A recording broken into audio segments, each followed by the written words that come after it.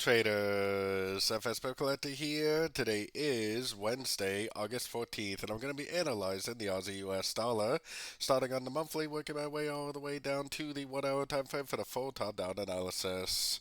So on the Aussie dollar monthly, I'm definitely still looking at this as a WXY. I think it's 3 waves up for W, 3 waves down for X.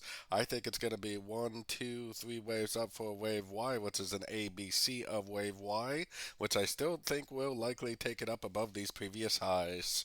Now, this is the monthly time frame, and that potentially could take a year or more to play out. Going down to the weekly time frame, first of all, I believe that this over here is the wave A. I think this WXY is the wave B, so AB of Y. Then we have an uptrend, most likely a 1. Then we have an ABC correction, most likely a 2. I think the wave 2 is very, very likely to be over, and I think we are very likely now in a wave 3 of wave C, because a wave Y needs to make an ABC on shorter time frames. So, heading down to the daily time frame. On the daily time frame, we had a break of structure to the upside just recently, like last week or whatever. So I think that this downtrend is very, very clearly over. And if this really is a wave C, then this will, over the coming weeks, probably continue to make higher highs, higher lows, probably eventually taking out these highs and forming that pattern that I showed on the much higher time frames. So taking it right down to the 4 hour time frame. On the 4 hour time frame, ever since we got this break of structure, I've definitely been looking for buys. I would have tried to get in right there for a buy. I would have been looking to buy right there. I probably would have been looking to buy right there.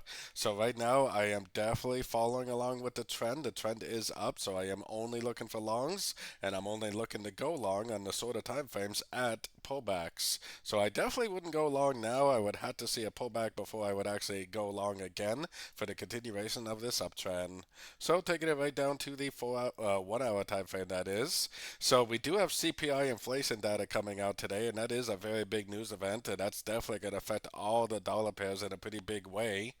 I personally am definitely still looking for a long, so even if it does make a push down, I'm probably going to ignore any pushes to the downside, but instead I'm going to continue to look for long entries at the end of these ABC pullbacks. I will be in a live Zoom meeting today for the CPI dues, because I do daily Zoom meetings for my members. So if anybody is interested in joining my membership, the link for that is my website, fxpipcollector.com. But for me personally, I am definitely going to be patiently waiting for more pullback entries to go long again for the continuation of the uptrend. The trend is your friend. You probably would have had at least a minimum of 3 or 4 extremely profitable trades over the last week and a half or so if you were trading with the trend. And I'm definitely going to continue to trade with the trend and look for logs at the end of all pullbacks I see. So don't forget to join my free Discord channel, which is linked over here in the corner. And as always, thank you and happy trading.